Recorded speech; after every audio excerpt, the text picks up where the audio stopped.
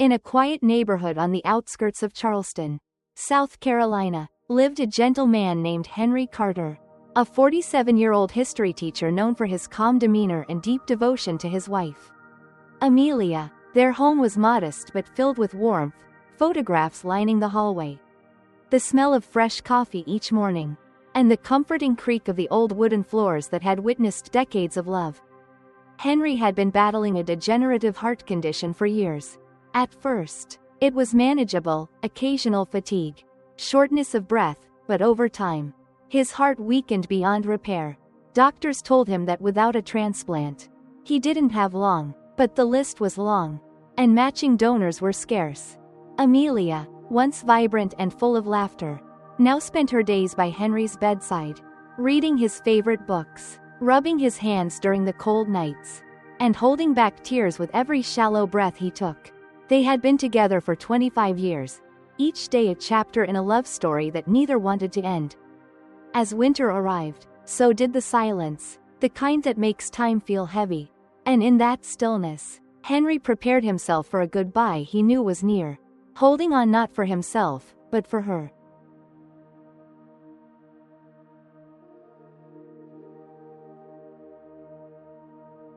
The hospital room grew quieter with each passing day. Machines hummed a slow, steady rhythm, almost like a countdown. Henry Carter, once strong and full of wit, now lay still, his skin pale, eyes tired but still holding on. The doctors had done all they could. His body was failing, and despite being on the transplant list for over a year, no match had come. Amelia sat by his side, her fingers gently tangled with his, refusing to let go. She'd been there through every test, every collapsed vein, every moment where it felt like the world was crumbling beneath them. What broke her wasn't just his sickness, it was watching the man she loved accept that he wasn't going to make it. One afternoon, as the gray winter light streamed through the window, Henry turned to her and whispered, "Babe, I don't think we're going to get that call." Amelia shook her head, tears already forming. "Don't say that, there's still time." But Henry wasn't giving up, he was letting go. Not out of weakness, but out of peace. "I've had a good life. You've given me everything I ever needed. But there are others out there, waiting just like me. If my heart won't save me, maybe it can save someone else." Amelia froze. He continued, his voice soft but steady. "Promise me, if it comes to that, you'll donate whatever can be used. My eyes, my kidneys, my liver, anything that can help someone live. Let that be my legacy." It was the first time she'd seen him cry in weeks. She nodded, barely able to breathe through her sobs. "I promise." That moment changed everything. It wasn't just about the end anymore, it was about what could begin from it. Henry didn't want to be remembered as someone who died waiting. He wanted to be someone who gave others a second chance at life. The nurses, moved by his quiet strength, began preparing the necessary paperwork. Amelia spoke with the transplant coordinator, her voice trembling but determined. In the face of devastating loss, she had chosen to honor the love of her life by fulfilling his final wish. Over the next few days, Henry grew weaker, but somehow, the room felt lighter. There was purpose in the pain now. He spent his last hours talking with Amelia about the people he might help, the teenager waiting for a kidney, the mother who needed a liver, the grandfather slowly losing his vision. "It's not goodbye," he whispered the night before he passed. "It's just me showing up in someone else's tomorrow." Amelia kissed his forehead and held him until the machines went quiet. That night, the hospital stood still, but somewhere across the city, the lights flickered back on in 5 different lives.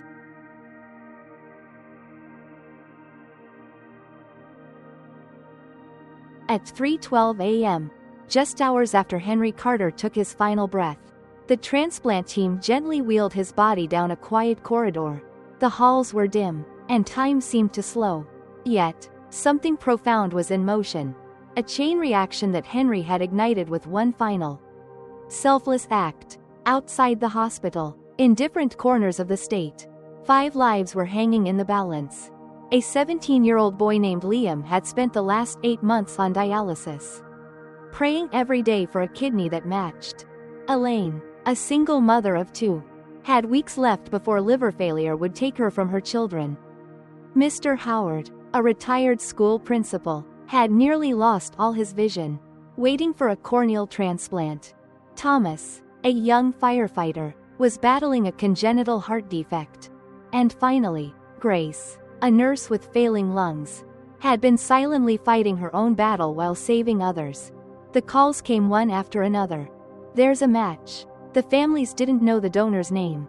They didn't know that he had been a loving husband, a man who read poetry to his wife by candlelight, or that he once cried while holding his firstborn nephew. All they knew was that someone had said yes to giving them life. Amelia was still in Henry's room, staring at the empty bed, her heart torn between grief and gratitude.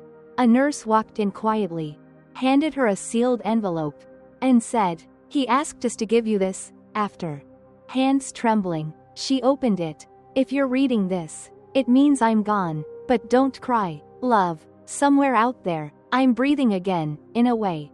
Maybe my heart never got its second chance here, but I pray it dances in someone else's chest.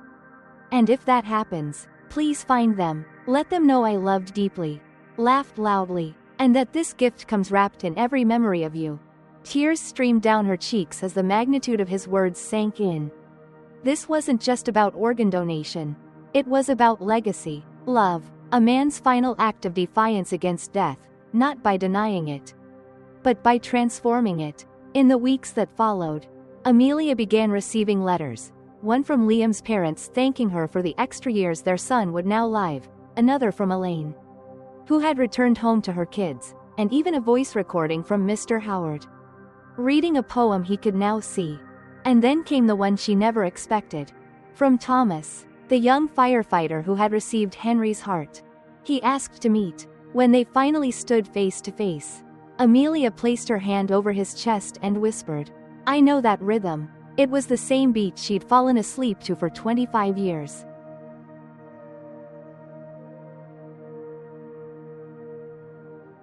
The weeks after Henry's passing were a blur for Amelia.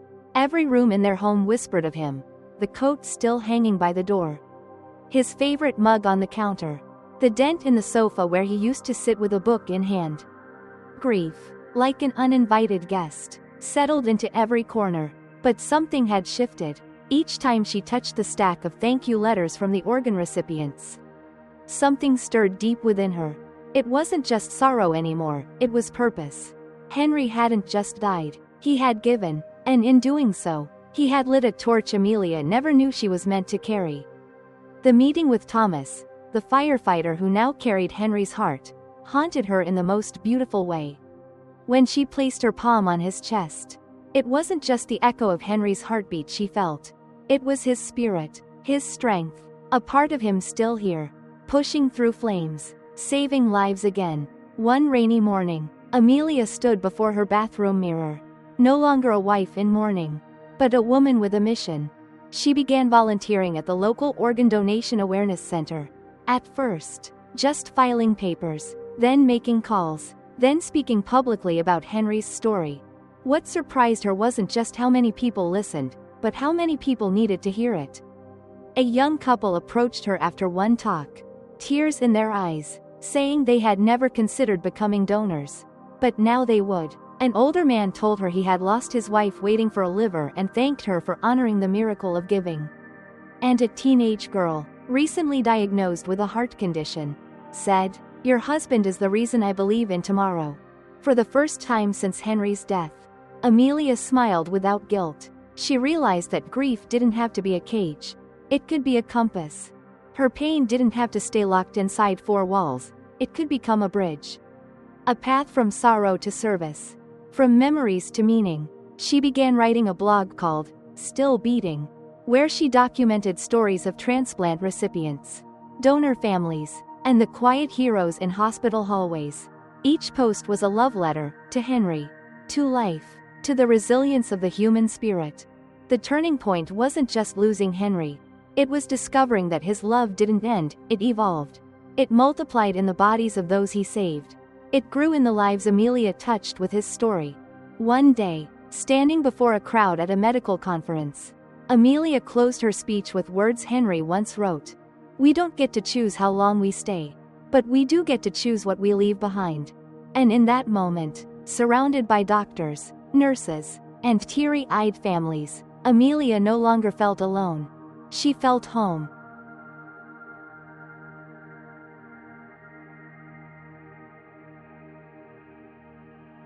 It was on the one-year anniversary of Henry's passing that Amelia found herself standing on a stage she never imagined she'd be on. The auditorium at a national transplant awareness conference was packed. Doctors, families, survivors, all gathered to honor the miracle of life and the power of giving.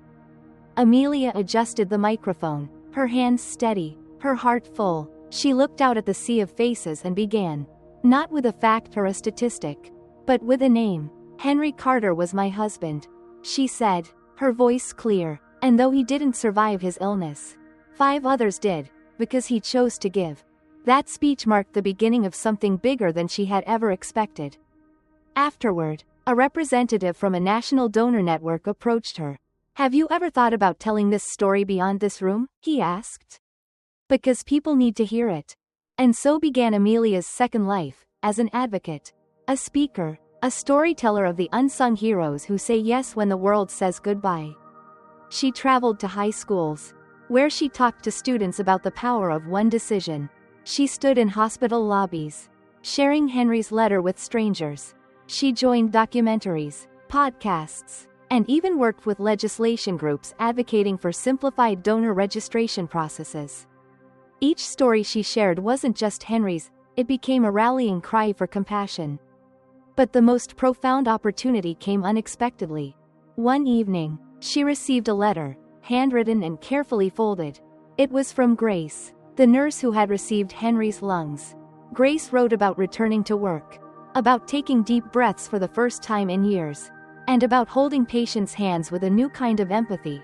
Your husband didn't just save me, she wrote. He gave me a reason to serve better.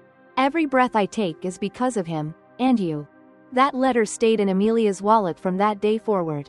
Inspired, Amelia launched a foundation in Henry's name, the Still Beating Foundation. Dedicated to supporting donor families and helping recipients share their stories. What started as a one-woman mission turned into a growing community, one that healed together, cried together, and most importantly, kept hearts beating in more ways than one. Through the foundation, Amelia reunited with all 5 recipients.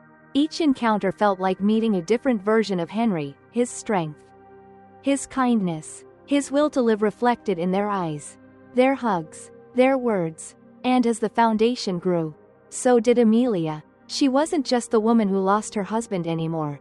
She was the woman who carried his heartbeat into the world, showing that love, true love, can create legacies that outlive even death. In giving Henry away, she found herself again, and in helping others breathe, she learned how to breathe again, too.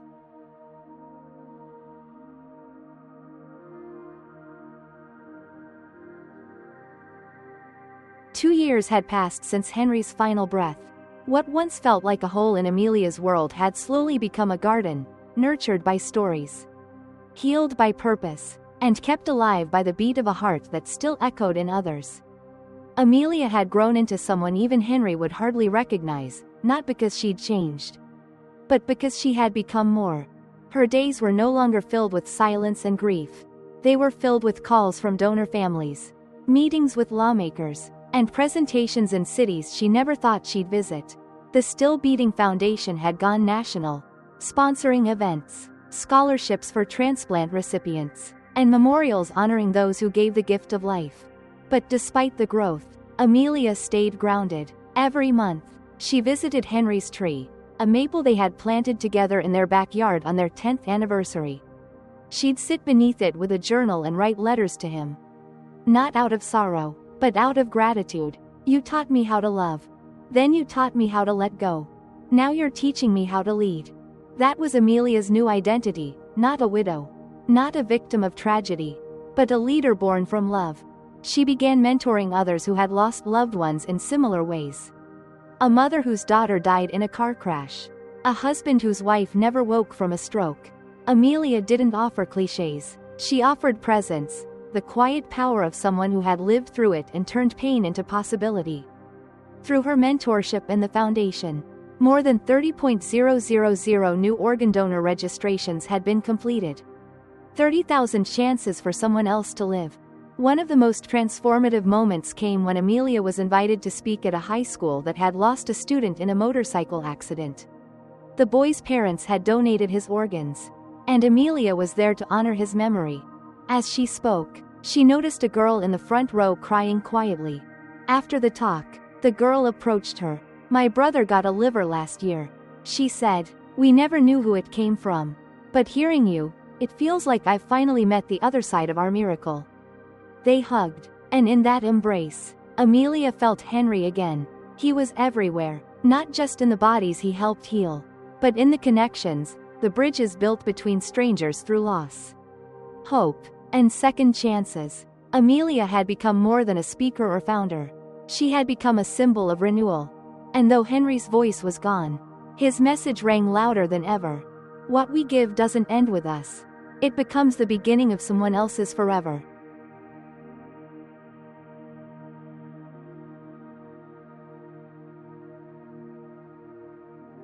It was a warm spring morning when Amelia stood once more before an audience, this time at a memorial event hosted by the National Transplant Alliance. Behind her, a large screen displayed the words, "Every heartbeat matters." But this moment wasn't about her anymore. It was about what love can become when it chooses to give. Even at the end, Amelia's voice was steady as she began. 2 years ago, I lost my husband, but I did not lose his love. That love is still alive, in a boy who plays soccer with a new kidney. In a mother who tucks in her children each night. In a nurse who saves lives with lungs that once belonged to him. And in a firefighter who now carries the heart that once beat for me. The room fell silent, the kind of silence that doesn't ask for applause but asks for reflection. She continued, "Grief doesn't mean it's over. Grief, when held with love, becomes the root of compassion. My husband didn't just donate his organs, he donated his story. And now, that story lives in each person I meet, each hand I hold, each breath someone else takes." Behind her, photos of the 5 recipients faded in and out on the screen. Smiling, living, thriving, Amelia then invited them all to join her on stage. One by one, they walked up, Liam, now a college student, Elaine, laughing with her 2 kids, Mr. Howard, reading from a large print book, Grace, standing tall in her scrubs, and Thomas, the firefighter, placing his hand over his heart. The crowd stood. No one said a word. Then Amelia stepped forward one last time. "Love," she said, "doesn't have to die with the body. Sometimes, it moves into others. It grows legs. It breathes deeper. It holds the hands of strangers. My husband once told me, if I can't live, let me help others do it better. And today, I see that he did." Tears flowed freely, but they weren't only tears of sadness, they were tears of understanding, of healing, of awe. As the audience dispersed, many signed up to become donors themselves. Parents hugged their children tighter. Doctors wiped their eyes. And somewhere, Henry Carter's name had become more than a name, it had become a symbol. Later that evening, Amelia sat under their old maple tree, the sun casting gold across the grass. She closed her eyes, feeling the wind brush her cheek like a familiar hand. "You never really left," she whispered. "You just learned how to stay differently." And in that moment, with nothing but the rustling leaves above her, Amelia knew something with absolute certainty. Love that is given never dies. It simply changes form, and keeps beating, forever.